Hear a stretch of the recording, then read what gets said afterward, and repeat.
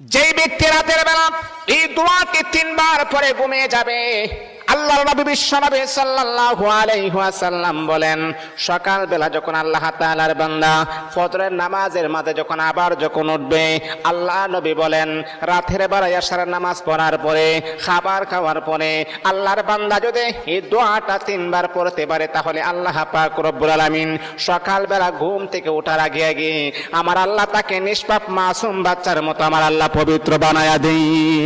দোয়াটা সবাই আমরা জানি, আমরা সবাই কিন্তু দোয়াটা জানি, কিন্তু আমরা আমলটা করি না।